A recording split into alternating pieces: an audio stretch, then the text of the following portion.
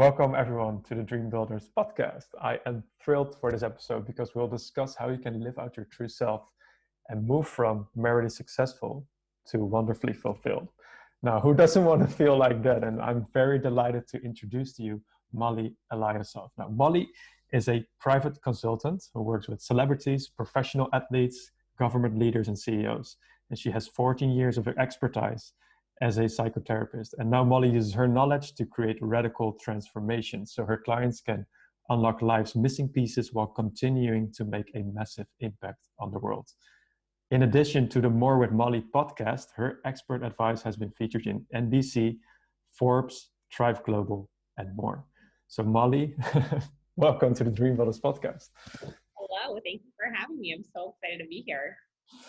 Yes, I'm very excited as well because I think one of the words that has been surprising most with you is wonderfully fulfilled. So I would love to know, first of all, from you, what does that mean for you and also for your clients to feel wonderfully fulfilled? The place I like to start is that it's defined by you, the person. So my definition is going to be different than your definition, or probably almost anyone who's listening's definition. It's so important that we just find the way that we feel content in our life. So to me, fulfilled is feeling satisfied. It feels like when you have had like a belly full of rice, like your belly is expanded, you're full, you're satiated, you are content. That's the goal that I think I strive for, and I would wish for everyone to strive for in their life. Now, I think we get really confused between fulfilled and having. And so people get really preoccupied with the idea that we need to have or we need to achieve. And that does not necessarily equate to feeling fulfilled. It can, but it doesn't have to be. So to me, I feel fulfilled when I'm kind of at peace, when I feel rested, when I feel supported, when I feel loved, when I feel like I'm doing something with purpose, when I feel like I'm getting what I need to feel healthy and whole. Usually that's pretty much all I need. I might include dance. I don't know if we've talked about that, but it's a very important part of my life. So, it's an important part of my creativity outlet. But, everyone I work with has such a different definition. And I think the biggest goal is to define it for yourself. I absolutely agree with that, because if I would define wonderfully fulfilled for myself, it's obviously a different answer than you just gave, right? So I would perhaps say I will be super feeling excited about, for example, creating meaningful impact in the world. Now you talked a little bit about dancing, because that's what kind of dancing do you do? I'm just curious about this. For sure. So I trained at the Ailey School, which is the school under the Alvin Ailey American Dance Theater. So their primary training is modern, and they have training in ballet, but I've trained in any dance form that I can get my hands on. I try. Doesn't mean I'm always good at it. I just love it so much that I'm willing to try anything. Oh, wow. Oh, that's cool. That's cool, right? And Mollie, I would love to know from you, because, you've been working 14 years as a psychotherapist. And now you're also a private consultant. So what has been the motive for you to really help people create these changes and radical transformations in their lives? What is, let's say, your larger purpose in that? That's a great question. I don't think anyone's ever asked me that before. So that's okay. I think that there have been moments and windows in my life where I've seen important people to me not let themselves expand as fully as they have the capacity to, because of fear of their own self, fear of whether they can, if they're enough, if they feel like they have the ability to. And I always felt like if they just could push a little further past that fear, they would do something spectacular. Like I could always see potential. And so to me, I think this world is going to be more enriching, more fulfilling, more interesting if we're all ourselves. Because it's not about being something greater, right? It's just about feeling like we can be not even our best self, just our most present being, And I think that really comes from our willingness, our ability to take that risk, to move through the fear, not just past it, but through the fear, because that's really the hard thing, I think. to do what we're either called to do, what we're amazing at, or what we just feel like we have the capacity and capabilities to do. So that's a huge drive for me. I really want this world to be spectacular. And I really think that happens from us like releasing what we think we need to be to just like being ourselves. Thank you for sharing it. And I think that's beautiful. Like you touched upon it already a little bit, like in order to be our, true selves, we have to, what you say, like push past the fear. Now, I've been in a similar experience as well, where I was stuck in corporate and I felt kind of unfulfilled in my job. And then in order to make a change, or that, let's say, radical transformation, you really need to initiate change, right? And now, I'm living my purpose as an entrepreneur, and I feel much more enriched, and I feel like I'm contributing and live with meaning. So that's like a whole different feeling. But in order to get there, you need to go through certain stages. Like, what have you seen in your practice that, let's say, keeps people stuck from even not initiating change? Like, what are some common fears that you see? Yeah, so there's a great, I think it's great in terms of its simplicity. I think there's a great model called the 5 stages of change, super well spelled out, I think, in a way that like breaks down the concept of change in small 5 steps. And believe it or not, the first 3 steps are all mental. So the first 3 steps are, pre-contemplative, there's different language, but this is the one that I choose, pre-contemplative, contemplative, determination. So all of those first 3 steps are in our own mind before we get to action, which is the 4th step. So, I think it's just so important that when we're in the process of wanting to keep moving forward, being more ourselves, initiating change and transformation, we understand that it actually takes a lot of internal steps to occur before the like physical initiation happens. And that's where I think people get really tripped up with themselves. I think they get really frustrated. They're like, I know I want this change, or I've literally mapped out in my mind every way that this change can happen, and I'm still not doing it. What's happening? What's stopping me? Why am I not doing it? Am I not brave enough? And then the flood of self-criticism and self-doubt just gets so intense that it makes it even harder for people to take action. And I think when people start to really like learn that it's actually a truth, that it takes a lot of time internally to prepare yourself to take the change, people have more space to initiate that change. So I try and just remind people that like grace and patience with yourself, as well as getting support for that internal process so that you're not alone. And you also don't stay stuck in that internal process, right? Because there are 3 stages. So it's easy to stay in one of those stages if you do that work by yourself, is a big part of the puzzle for moving from initiation to action. Yeah. So you say like the first couple of stages are merely, let's say, mental before we actually move into the, let's say, the real action, right? And the determination, and then move into action. And it often takes a while, as well as you said, like to see the results of your change in a, let's say, physical realm, or like seeing it actualized. So what are some, let's say, very simple steps for people to start preparing themselves mentally? Because often that's where people see most of the problems, right? Before they actually can start taking change. Yeah. Or making a change. Yeah, I mean, I think the biggest support that you can ask for yourself is to get a support. So I'm a big fan, if you want to initiate change and rapidly, that you get professionals who are trained or who are masterful in this area to help you. That can look like coaches and consultants. That can look like a therapist. That can look like a spiritual guidance of any kind that you believe in. It's not really, to me, important who the person is that does the work with you. It's that if you want to catapult yourself forward, understand that there's only so much we can do by ourselves. I'm sitting in this beautiful house right now. I'm very, very lucky about that. And I don't know anything about building a home.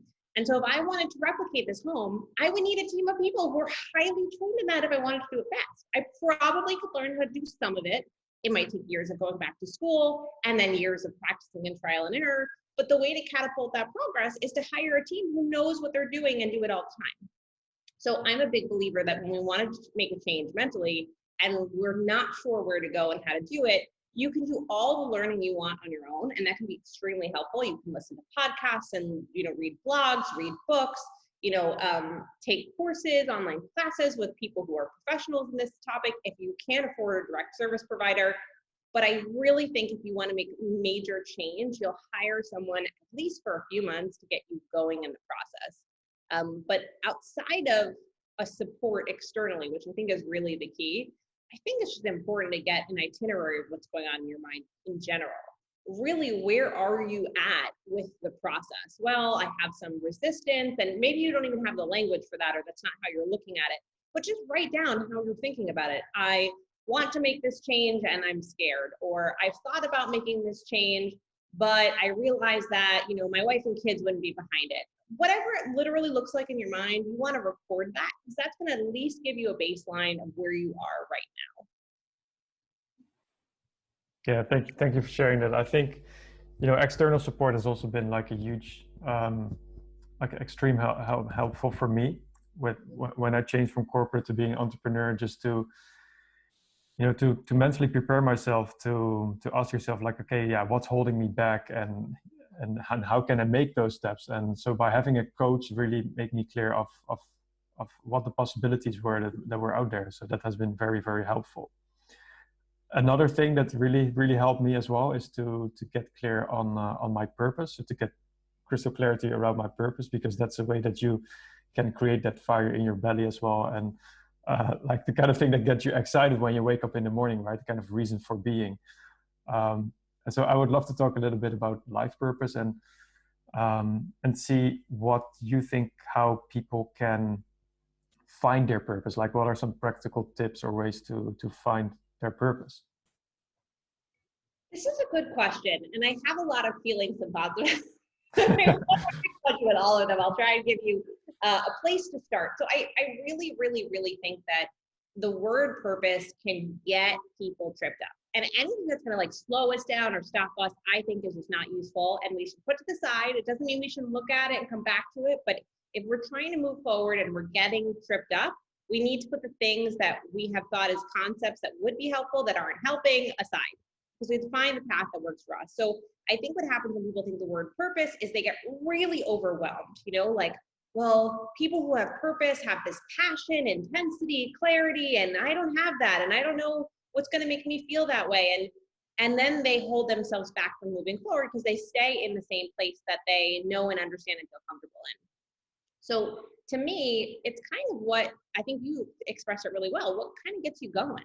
When you wake up in the morning, what makes you feel excited? And if you can just start with that, even if it's not what you end up doing for a living, even if it's something you do for an hour or 20 minutes, if it makes you feel any kind of sense of fulfillment, I think that's what we want to like tap into and hold on to.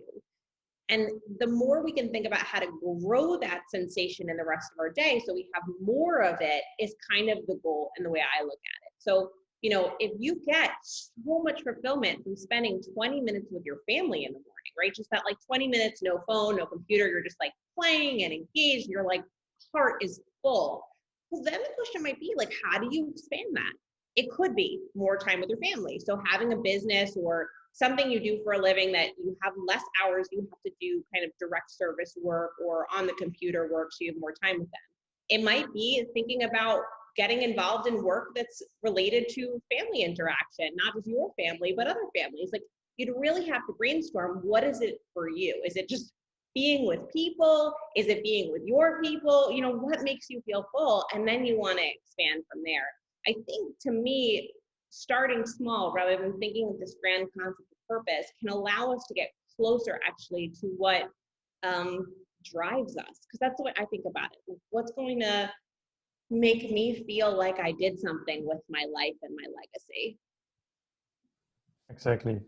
I like the way that you break it down, because purpose can sound like a huge word for us, but actually you can break it down in small steps and do simple things on a daily basis that make you feel fulfilled. So I really love that. And okay, so then imagine that people have found their purpose and you start making change. Of course, there's a way we should also like kind of maintain our change in the future, right? Because there's always a way that we are in the middle of change. We're like, maybe I'm going back to my comfortable job or something like this. Yeah. So what are some ways to really, let's say, live out your purpose and be really your natural self instead of going back to the familiar where you were, but really choose for yourself, right? Tough work. I know you Yeah. know that. You help people with that. So I know you know that. You know, the word I mentioned at the end there was legacy. And the way I talk to people and I work with people around that word is really thinking about your autobiography or your biography when you are at like your last chapter in this life, when you're kind of happy, content, fulfilled, you're reflecting and you're talking to some really excited author who's co-writing or who's writing this book on, you know, about you. You know, what do you want this book to eventually say? Right now, I think people get stuck in their current chapter, who they are, how they feel about themselves, and they don't always step back to reflect on what's the big overarching vision of who you've become and who you are being. And I think that can be really helpful, not only for giving ourselves credit for from where we are today to where we have been, but also where we want to go, right? So in that stage of discontent of like, oh, moving forward is so challenging. Being where I was, I knew I could do it with my eyes closed. I made a healthy paycheck. It was simple. It was easy. Can feel very alluring when we're in this difficult stage of change, right? But if we think about, okay, at 90 or at 120 or at 150, however old you're trying to aim to live, you know, what do you want your story to look like? I think if you can start to think about the next few chapters, it can be really helpful to go, okay, you know what? I only want this stage of change, of this discomfort to last XYZ amount of time. I only want this chapter to be a blip in my story. What I really want to do is XYZ. Again, even if that's retire early, work less so I can spend more time with my family, you want your narrative to be in your control. And I think that can be really helpful to come back to when you're really deciding, you know, what do I want to spend my time and energy doing, and how much hard stuff do I want to sift through to get to where I ultimately want to Yes. So when people are making that, let's say, big overarching vision that we're just talking about to really become, let's say, their true selves and what they envision for the future, do you perhaps have like a practical exercise or a practical tip for people to start doing that? Because for some people it's like, yeah, but I really don't know how I can do that or how I envision myself in the future, right? This is true. go. So like, are there any like practical exercises that you do with your clients in order to get that picture more clear? Listen, first of all, everything is practical. Everything is purposeful. Even putting your feet in the grass, okay? There's always a purpose. So you don't have to worry about being practical. You already are practical.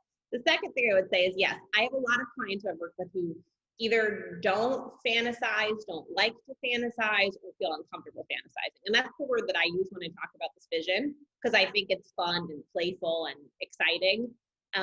But you can do vision boarding, or you fill in the blank with the word that you like. I like fantasize. So I have definitely worked with people who are uncomfortable with the process, and I find that fun to then work with them, right? So you can get a support who can help you in that process. That's a biggie.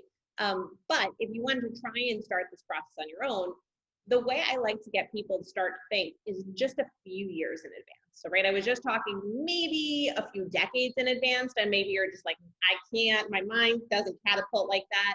So I would have you start smaller, right? So the exercise that I like to do is like 10 years from now on a Saturday, what does your life look like? In all the ways. How are you spending your time? Who are you with? What does your environment look like? What does it smell like? How do you feel internally? Like really, like if you had to make a movie of your life 10 years from now and you had to express every little piece in the scene, you want to be that clear with yourself. Now, if you have pushback and you're just like you described, you might be like, oh, that's so hard. I don't know how to do that. Then the activity is having fun with it. It's sitting in it. It's almost like daydreaming. That's another word that I've heard for it too, right? Where you can let yourself just sit and really try and find this picture of ideally a place that you're in a sense of joy, right? So if you can tap into that internal feeling first, and then think about the things that you would layer on, either on your body, in your space, who you're talking to, it starts to get a little easier to tap into. And again, if 10 years is too far, do 3 years. Give yourself context to what you know, and then start expanding past that year bracket so that you can get further into the future. I love that 360-degree view of what you just described. So I encourage everyone to re-listen to the questions that Mollie just gave, and perhaps write that out for yourself, because this is very helpful to start creating your vision for the future as well. Now, Mollie, if you could give, let's say, one idea or let's say golden advice, what do you think is the key for people to unlock their true potential and make a massive impact in the world? I love this because my answer is going to be so simple and so basic. I feel like everyone might get annoyed with me, which is totally fine, but that's the way I roll. I try and make it as simple as possible.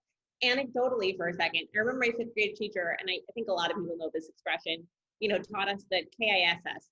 Keep it simple, and then you fill in the blank. I like to fill in Smarty at the end.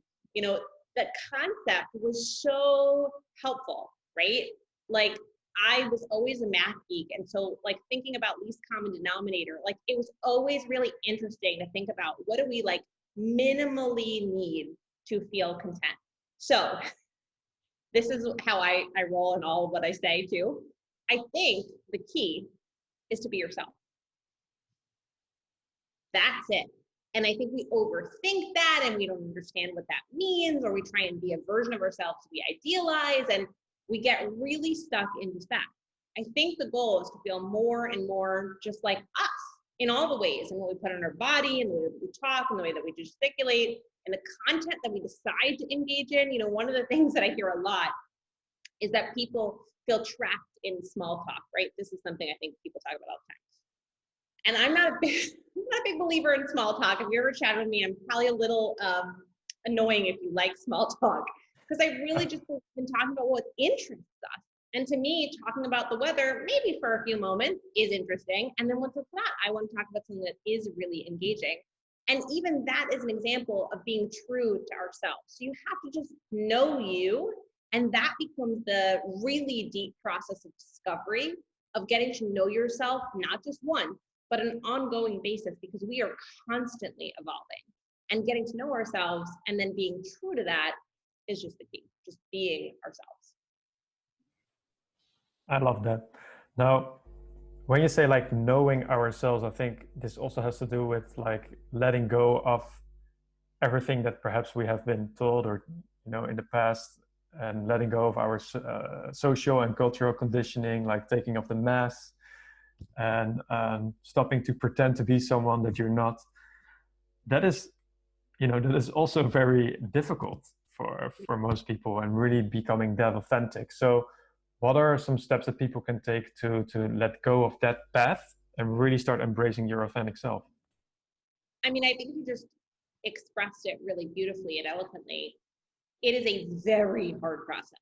So I know I keep tapping into like talk to a professional, but like this, out of all the things we talked about, like talk to a professional if you're really struggling, because this is the process where I think required the most vulnerability, right? To really release what we've been taught about who we are by the people or the cultures around us, that we've fed ourselves for a long time, is rewriting some really strong tales that we've told ourselves and that others have told us. And so really tapping into who we are, I think, is really releasing a lot of those stories and deciding what we want our story to look like. And both of those processes, A and B, right, the releasing of old stories and writing a new one, I think are almost equally as challenging. People might disagree based on how hard one thing is for you or the other, but I think it's very taxing. And I think the goal, obviously, is find ease and lightness in everything, in my mind, so it can be fun and playful, but it is an uphill battle.